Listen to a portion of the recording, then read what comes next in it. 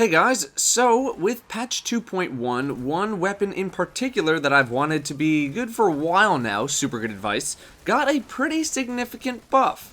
Its main bonus now not only returns a large amount of shots that miss back to the magazine for free, but now shots that hit have a chance to pull a shot from your reserve immediately into your magazine. How big is this chance? Well, turns out it's 100%. So every time you hit an eligible target, that shot will be replaced from your reserves. This means that you can potentially use up to your entire ammo capacity in about 14 seconds, given that the weapon's rate of fire is about 600 rounds per minute. Now, naturally, this got me thinking. I think that the Raid Heavy Machine Gun, Qullim's Terminus, is the best heavy machine gun in the game. It's very stable, high damage, extended mag, and Cocoon all make it amazing. But is there any chance that super good advice could dethrone it in any sort of way? Thus begins our descent into theory crafting. What I want to figure out is if super good advice has any potential of beating out Qullim's or maybe something like Thunderlord in terms of anything. My target was damage per second. So let's grab some statistics and math it up. We'll start with my 320 Qullim's. Qullim's fires at a rate of 358 rounds per minute and without any ammo bonuses can hold 121 shots. To expend all of these shots with a machine gun reload speed bonus takes about 29 seconds.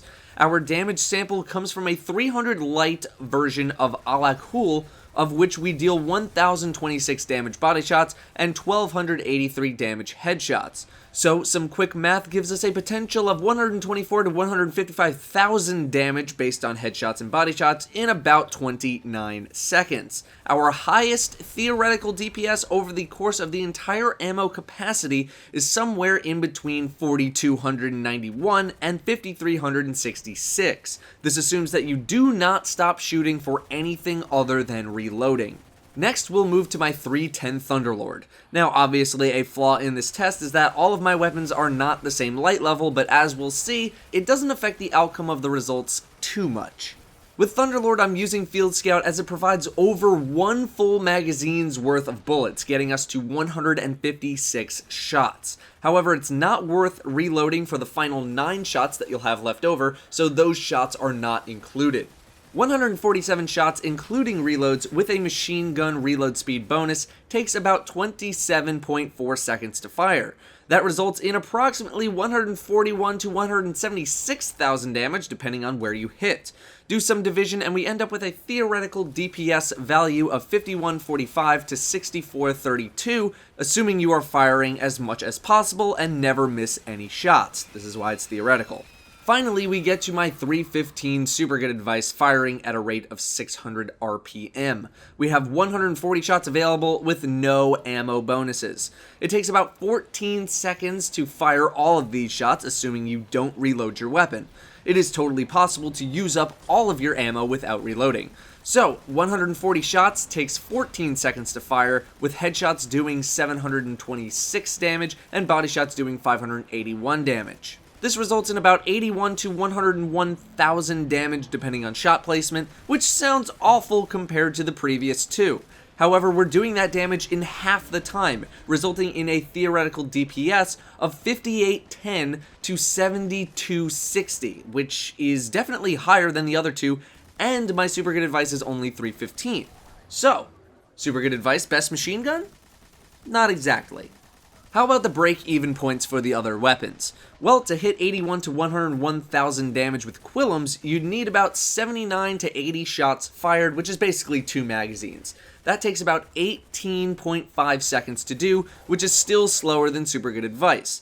With a 310 Thunderlord, it takes more shots, 85, but it has the same impact as Qullim's, so I'm led to believe at 320 it would take the same amount of shots. However, since Thunderlord ramps up its rate of fire, it only takes about 15 seconds to reach the same damage point at 320, about 80 shots. Keep in mind, this is still with the machine gun reload speed bonus. So, Thunderlord can get pretty close to super good advice in terms of damage per second, but the only way it can is through non-stop firing of the weapon. If you stop for any reason, this time is increased. So, super good advice has better DPS over the long run, but what about for short-term engagements? Well, over the course of one magazine, the other heavy machine guns end up with a higher theoretical DPS, as we can see on the chart. It's only once you start going beyond that first magazine is where Super Good Advice pulls ahead in overall DPS. Finally, the last thing to keep in mind is that even though I only tested on one target, the overall trend of DPS on these weapons is going to stay the same. Just because I fight something a little bit stronger or weaker does not mean things will change too much. The sample target was just so that I had consistent numbers throughout. Super Good Advice isn't going to become the best thing because I decided to shoot a target that was 310. What these numbers show is that if you need to kill something and you're just looking to dump as much damage into that thing as fast as possible, then Super Good Advice is going to give you the most potential damage within a shorter time frame. You can dump all of your damage with Super Good Advice, then switch to a sniper, which is going to do more DPS than heavy machine gun. However, Super Good Advice's downfall is the fact that it is pretty difficult to control from range, same with Thunderlord. So if you're looking at a boss fight like War Priest, you're probably going to want to stick with Quillims because it's more reliable from range. If Atheon was still relevant, Super Good Advice might win out because you could fire off all of your rounds in an appropriate time frame while still being moderately accurate. However, there are plenty of uses for heavy machine guns besides boss damage. Super Good Advice can very much handle a lot of adds, but it doesn't have great value per shot. Considering it can only hold 140 shots, which is less than Thunderlord and Field Scout, your value per shot is pretty low. This is where Super Good Advice starts to lose its ground. If it had a larger reserve capacity, it wouldn't feel like such a waste burning through so much on non-boss enemies. Not to mention that you need to be pretty close up to make sure that shots are connecting, even with Super Good Advice's main bonus. On top of all this, these are only theoretical damage numbers, and even though it's pretty plausible that you can hit every single shot in a magazine on a target, it's not going to happen every single time. At the end of the day, you don't want to be wasting heavy ammo for any reason, which makes Quillims a much safer selection to make. Wasting shots is more of a Thunderlord problem than a Super Good Advice problem though, but Super Good Advice still has its range issue. It might not have a wasted shots problem, but it has a wasted time problem if you're not in range. The recoil of Quillims is very easily controlled, it doesn't bounce around a lot, 42 rounds in the chamber is very good, and its damage per shot is very high, meaning the weapon has great value on a per shot basis. It's not very realistic to be firing your heavy machine gun non-stop. Those situations just don't appear often enough to warrant the use of something like Super Good Advice or Thunderlord in maximum DPS mode for anything serious. PvP is where high rate of fire machine guns could come into play, since those are times where you just need to kill as fast as humanly possible. However, once again, range can become an issue, so people look for reliability more than they do pure DPS killing power. Now, if Super Good Advice or Thunderlord ever become more stable, then they may become viable options, especially Thunderlord.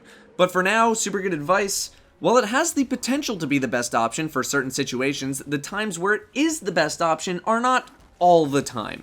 If you just wanted to use it for fun, be my guest, because at the end of the day, it's a very fun gun to use, and it's actually pretty good now. But for any times where you need to buckle down and get things done, the Quillims is still probably going to be your best overall option. This pretty much goes double for non-Titans, because Titans acquire heavy ammo very, very easily thanks to Ruin Wings. Anyway guys, that is some theory crafting on some endgame heavy machine guns. Thank you all very much for watching, and I'll see you next time.